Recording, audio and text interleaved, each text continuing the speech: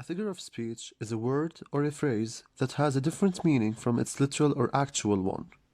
For example, when saying James is sitting on the fence, the literal meaning is that there is a fence and James is sitting on it. The figurative meaning of it, however, is that James is put in a situation where he cannot decide or take a decision and is undecided about it. There are many different types of figures of speech.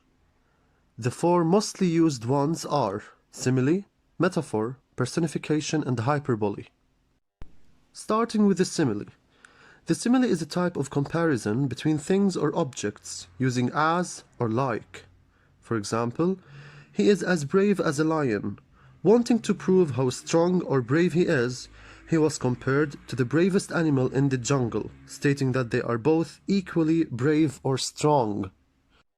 I slept like a baby yesterday. Of course, the speaker didn't go back to his younger self and sleep. His sleep was extremely comforting and calm that he felt like an unbothered baby sleeping. The second figure of speech is the metaphor, which is comparing two unlike or different things that may, however, have some common qualities. Metaphors are similar to similes, but the difference is that in metaphors we do not use as or like. For example, she was a boss during her latest interview.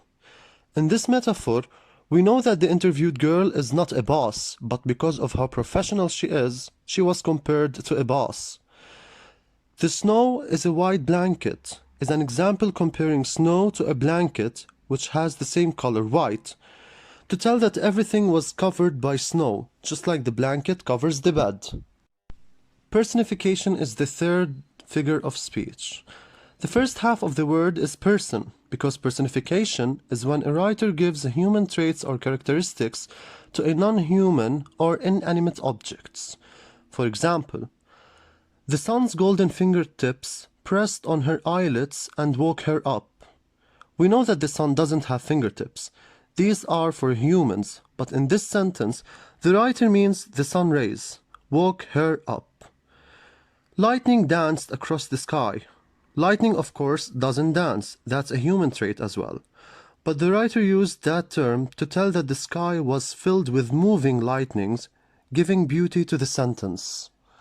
The fourth and the last figure of speech is the hyperbole. Hyperbole is when extreme exaggeration is used. Exaggeration is done to emphasize or shed the light on a specific quality or feature. For example, it's raining cats and dogs. This is said when it is raining heavily, as if the rain is hitting people like a cat or a dog does. Another example is, I was so hungry I could have eaten a horse. This is said when someone wants to express how hungry he or she is. Purposes of using figures of speech, or why do we use them?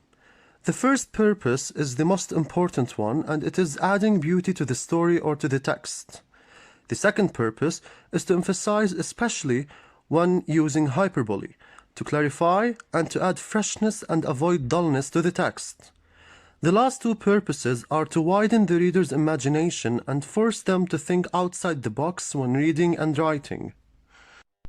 Figures of speech can be used when writing and speaking, but should never be used when writing a scientific essay, text, or report in order to maintain credibility and trustworthiness for the readers.